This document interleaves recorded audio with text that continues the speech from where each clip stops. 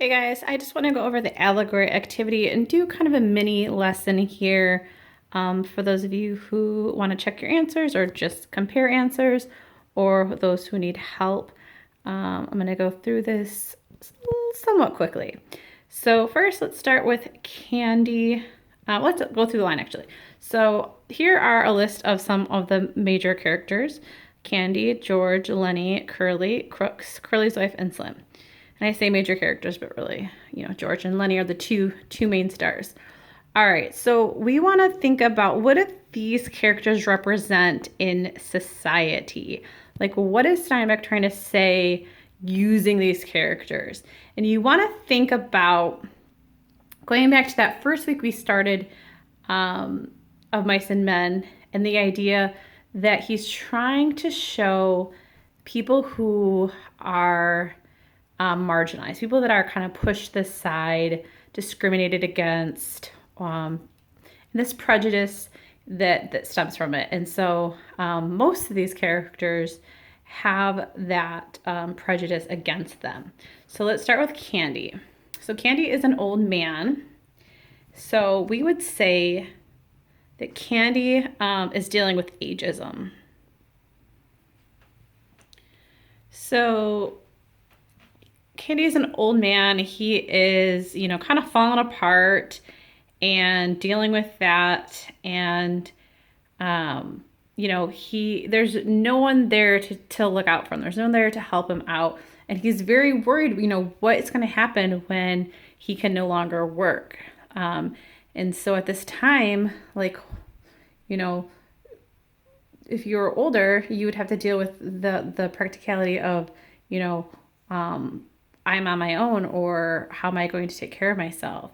And so he's dealing with this ageism. And that's kind of reflected also with his dog. You see this kind of parallel with Candy's dog, who is, literally, put out to pasture in a sense, shot because it's just useless. And so you see this comparison between Candy and the dog. Then we have George. And George is kind of the everyday man. George is, a guy. He's very average. He's pretty smart, but he's hardworking. But things don't come easy to him, and he's definitely having to fight to survive in a sense, right? And he is, he's a good guy. He's not great. He's very complex. Maybe the most complex, since we get the most out of him, of the characters. But he definitely represents, just that everyday guy who's struggling, especially at this time during the Great Depression. It was hard. Life was hard, and he represents that person struggling.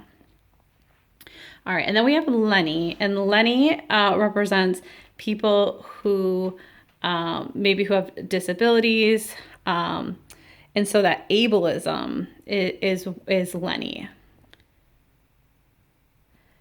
People did not think, because Lenny lacked intelligence, because his mental capacity wasn't the same as George or Slim or Candy. So they would look at him differently and treat him differently. And again, there was nobody there to take care of people like Lenny, or to help him have a good life. Okay, and next we have Curly, and Curly is, on the opposite spectrum. He represents kind of that bully. He's the antagonist. He is intolerant, and that is kind of who he represents. And Crooks is a character who is greatly discriminated against by many characters in this story, and has just had a hard life. And he definitely represents that aspect of life with racism and people being mistreated or treated differently simply because of the color of their skin. And he's treated like an outsider. Has a really hard time on the farm with the other guys in the bunkhouse.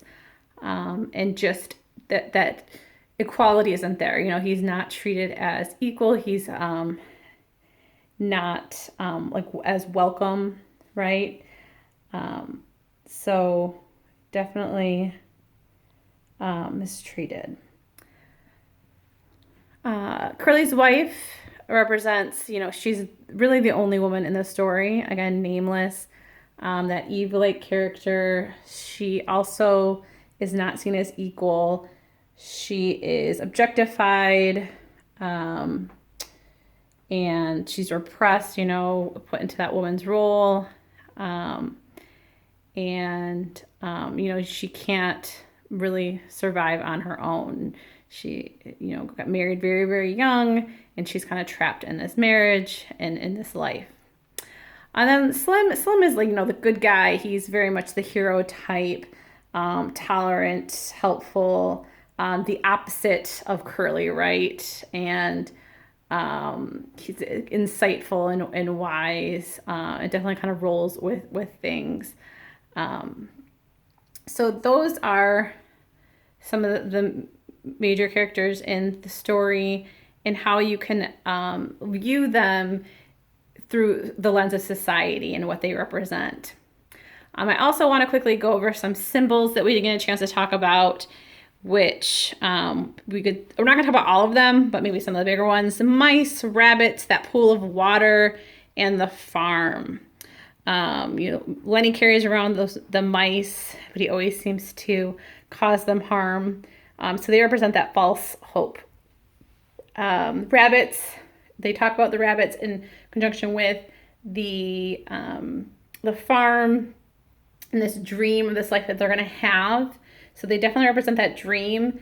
But then you also have on the opposite end of it is that impossibility of that dream. It is just a story they tell each other to hold on to. The pool of water, that area that they start with and end with, is a place of safety and peace.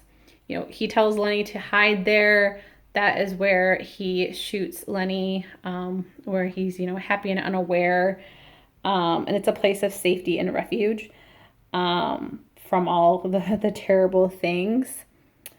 And the book starts and ends. It's a circular story. We didn't get a chance to talk about this either, but it starts with this area, this pool of water, or place by the water, and it ends in the same place. So it's a circular story.